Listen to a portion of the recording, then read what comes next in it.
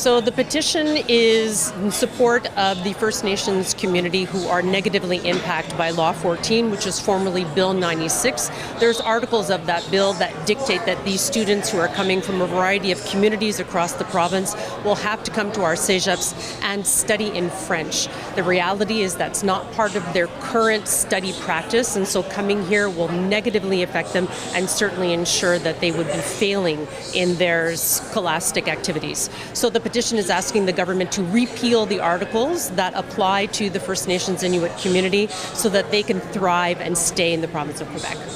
Nobody's saying that we can't give them access to French courses. What we're saying is that the age that they are, give them the right to choose and choose their own course of action and their own path. Of course we want them to learn and master French and stay in the province, but that doesn't have to come at the cost of their education. They're not ready at the level where they are today to come to the cégep system and study to that level.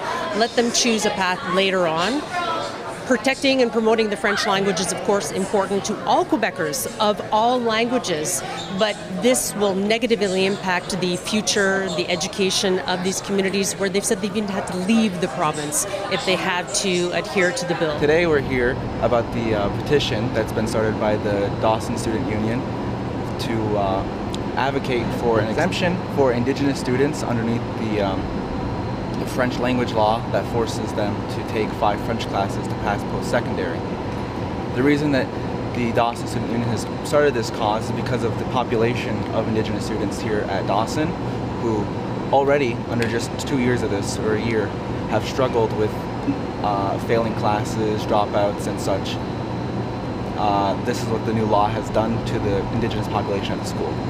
The reason the Indigenous students should be exempt is because Dawson and most of the schools in Canada are on former Indigenous land, and most Indigenous students don't even know their own language, their own people's language. We only know English, and some of us know French.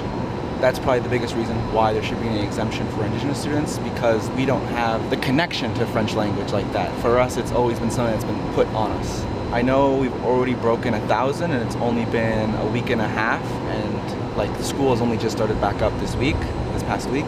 So this is the beginning of the main campaign for now that we're in the school year to start it up again. Not start it up again, but to push it harder. So I guess we'll see in a week how many signatures they can get after just 1,000 at the beginning.